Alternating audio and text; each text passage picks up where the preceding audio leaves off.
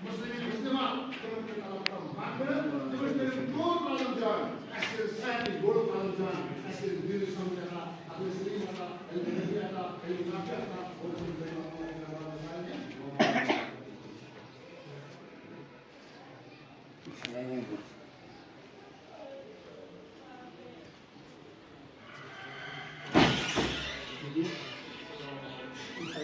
पूरा इजहार किया, हमदर्दी का इजहार किया। जिस शख्सियत का इस वक्त जनाजा हमारे सामने है, ये किसी तारुफ के मोहताज नहीं,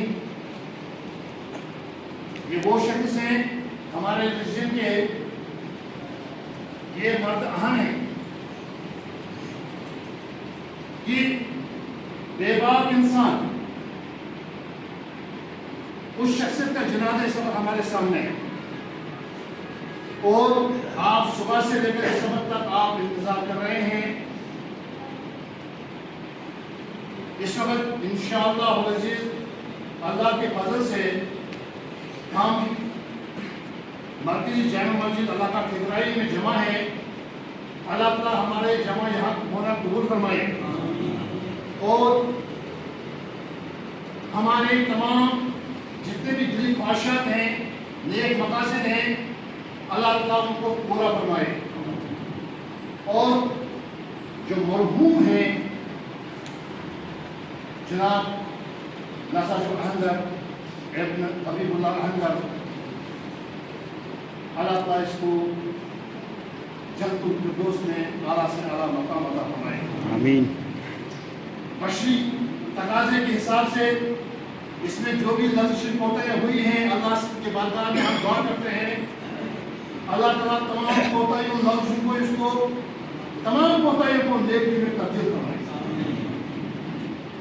अल्लाह से हम यही दुआ कर सकते हैं, क्योंकि जब इंसान विसाल हो जाता है, जब इंसान इंतकाल हो जाता है, ये अल्लाह का हुक्म है, कुल नफ्स ज़ाइक़तुल मौत, हर नफ्स को मौत का मज़ा चखना है। जिंदगी आमद बरहे बंदगी, जिंदगी बेबंदगी, शर्मंदगी, ये अल्लाह ताला ने जो जिंदगी दी है, जिंदगी दी हुई उसी के हक ये है कि हक अदा ना हुआ। कि ये जो जिंदगी अल्लाह ताला ने दी है, ये जिंदगी किसी मकसद के लिए दी है, जिसके बारे में अल्लाह ताला खुद अपने कलाम पाक में फरमाता है, वमा खलक़तुल जिन्न वल इंसा इल्ला लियअबुदून। मैंने जिन और इंसान को किसने पैदा फरमाया? ताकि वो मेरी इबादत करे। दूसरी जगह अल्लाह फरमाता है, मैंने मौत, हयात, ये जिंदगी, ये दुनिया, ये सिलसिला जो मैंने इसलिए बनाया ताकि मैं देखूं कौन इंसान अच्छा अमल करे, आसान अमल कौन करे। तो इसलिए अल्लाह ताला ने इंसान को इस दुनिया में भेजा है। जिंदगी आमद पर रहे बंदगी, जिंदगी बेबंदगी, शर्मंदगी, और ये हमें ज़हननशीं होना चाहिए कि अल्लाह ताला ने जो इंसान पैदा फरमाया, ये किसी मकसद के लिए पैदा फरमाया। लक़द खलक़नल इंसान फ़ी अहसनि तक़वीम, इस इंसान को बेहतरीन अंदाज से बनाया, सबसे अशरफ बनाया। अगर इस इंसान को किस लिए बनाया, इसका क्या एम है, इसका क्या मकसद है? इसका मकसद यह है कि इंसान दुनिया में आया सीखने के लिए, अगर पैदा हुआ मरने के लिए। अब ये दुनिया में जब इंसान आया, आने के बाद अगर से अच्छे अमल किए, अच्छे अमल करने के बाद जब अल्लाह के दरबार में पेश होगा और ये बिला हिसाब जन्नत में अल्लाह ताला इसको मतलब बिला हिसाब जन्नत में ले जाएगा। मगर तब जब इसने दुनिया में ये कामें की हो, वो क्या है? हज़रत सईद खुदरी रज़ियल्लाहु तआला अन्हु इस बात के रावी हैं, फरमाया जनाब मोहम्मद रसूलुल्लाह सल्लल्लाहु अलैहि वसल्लम ने कि पाक गज़ा खाओ, जो आप तलव करते हैं उसको पाक करो, साफ करो, मेहनत से करो, और उसके बाद अल्लाह और अल्लाह के बताए हुए उसूलों पर अमल करो, अहकाम शरिया पर अमल करो, और उसके बाद आपके जरिए से किसी को तकलीफ नहीं होनी चाहिए। अल्लाह ताला फरमाता है, ये मकाम इंसान को अल्लाह ताला ने कहां से दिया? और इस मकाम को हमें समझना है, इन बातों को हमें समझना है कि जब इंसान दुनिया में आता है और आने के बाद जब विसाल हो जाता है, इसके तमाम अमाल जो है वो मुनक़ता हो जाते हैं।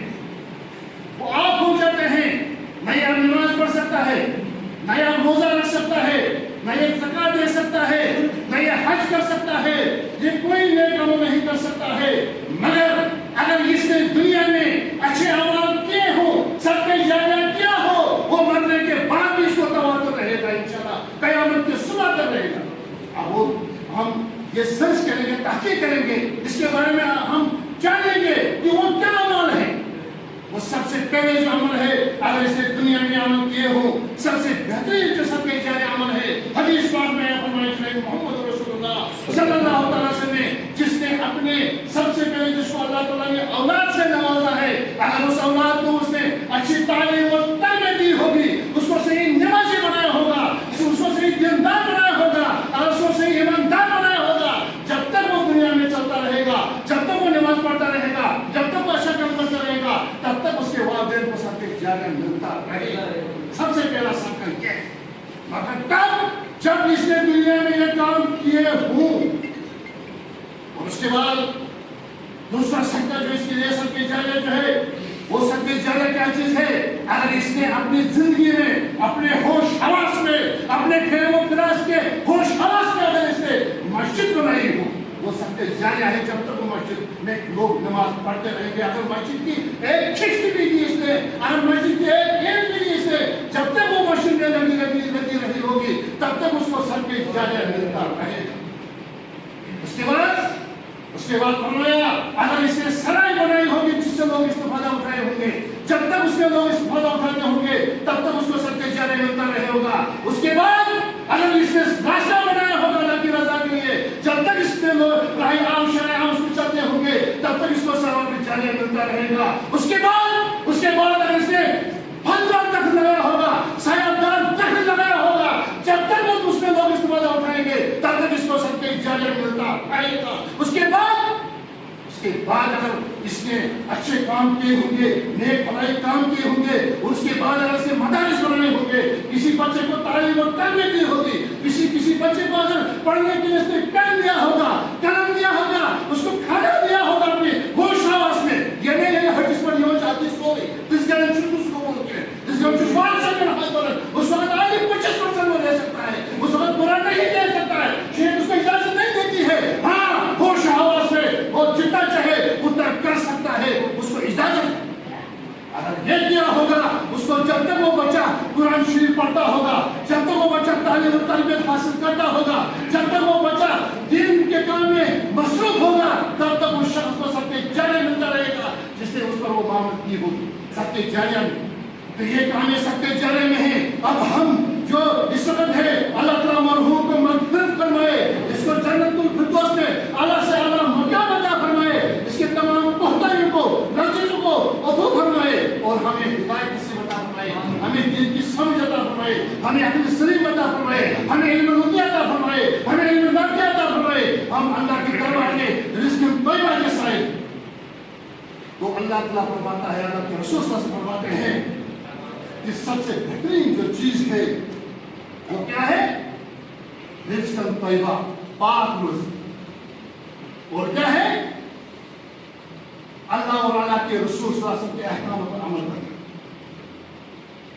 اگر آپ نے دیکھنا ہے تو آپ قرآن پاک کو اٹھا کر دیکھیے، سورہ حشر شریف آیت نمبر 7 میں دیکھیے، اللہ تعالیٰ فرماتا ہے کہ جو میرا محبوب آپ کو دے، جس چیز کا حکم فرمائے یہ کرو، اس کو بے چون چاک کرو، وہاں اپنی عقل کو ذبح کرنا ہے شریعت کے تلوار سے، شریعت کے چھری سے، وہاں بیت اللہ نہیں کرنی ہے۔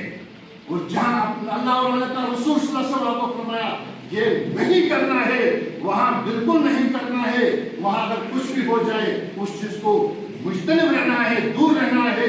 یہی ایمان، یہی احکام شریعہ پر عمل کرنا ہے۔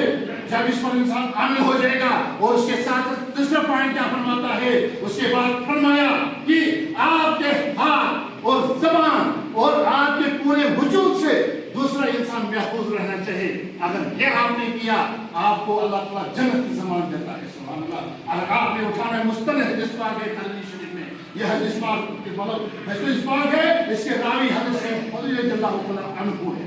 اور اس کے بعد یہ جو چیزیں انسان جب انسان کرے گا، اللہ تعالیٰ کی رضا کے لیے کرے گا، اس کی خوشنودی کے لیے کرے گا، وہی انسان دین میں بھی کامیاب ہوگا، دنیا میں بھی کامیاب ہوگا اور آخرت میں بھی کامیاب ہوگا۔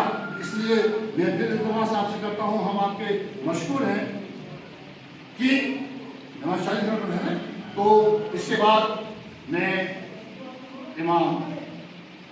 ہمارے امام و کبیر